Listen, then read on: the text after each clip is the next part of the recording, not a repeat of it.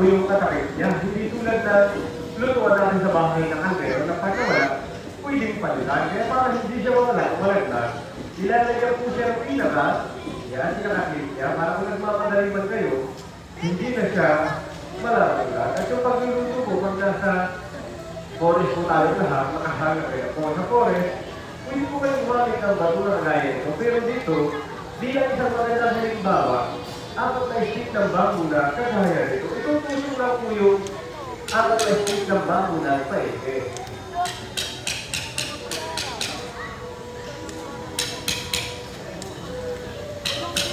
Ayan, saka po natin siya, ipapato. Halimbawa na, hindi na nandiyan sa kabilang bamboo, pwede nila siyang isali, at kapag isali po ng bigas, kinakailangan mula sa may unang taga hanggang sa may bukulang, hindi pwede sumobra lang sa malamang taga ang yung bigas, alright, sa iluluto nyo, pag sumobra, posibleng pahilaw kaya masulot at hindi nyo siya makakain. At pag nilagyan naman po natin sila tubig na buumapaw, kalahati lang po yung bigas, yung tubig na buumapaw, yung sobra-sobra para yung bigas, saking pagka luto. Siyempre, nalagyan natin siya ng tubig. Ayan, at pag ibabalik naman po natin yung kanyang takip, gagawin po natin yung dulo ng ulo para tuloy yung talim ay lagi ka tayo tutukamay para hindi po masugat. Ayan, at nilalagyan po siya ng pinaka maliit na taga sa ibabaw bilang lock. Yan halimbawa na madali kayong gulay, istako na kami, pwede natin siyang pagsabay yung dito sa kaputol niya. Kami lang niluluto pag nasa forest po tayo.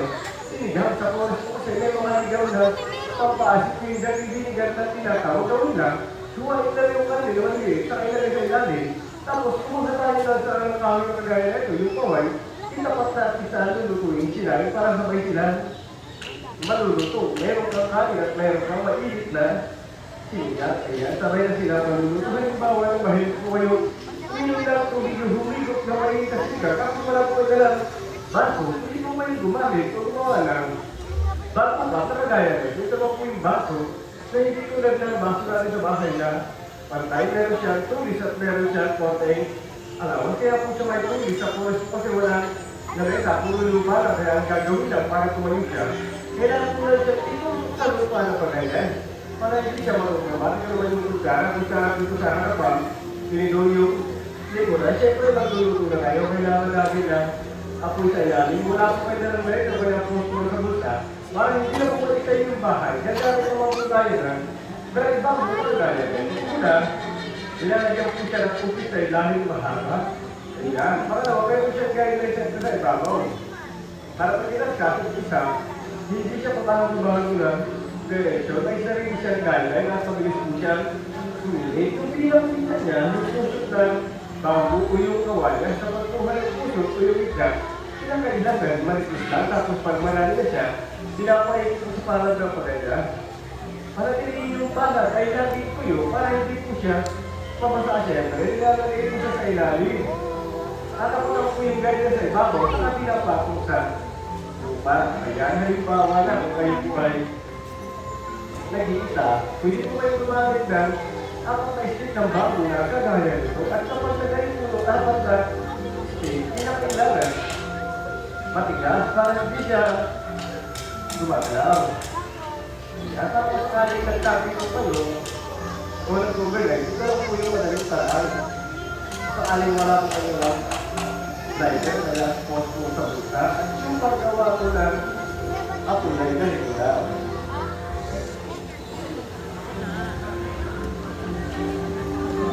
Sa umpisa, dahan-dahan lang po yan. Ganyan po yung naging. Mabilis po ng pabilis yan. Hanggang sa maramdaman nyo, pagod na po kayo. Ito po malaki.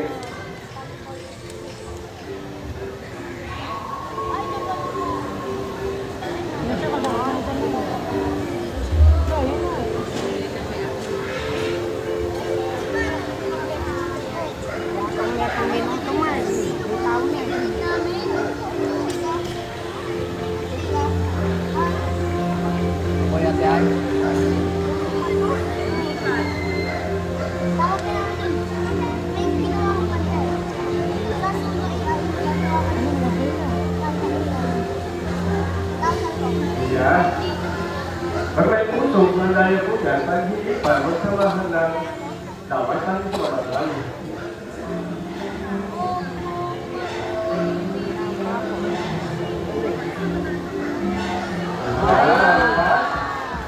Nakapagawa po tayo ng apoy para magic. Pero syempre, para hindi na mapagod at pagka-uwi na nagala po, magdala po tayo ng live, pero may puro sa bulsa. At yung sila sa sigurawa po na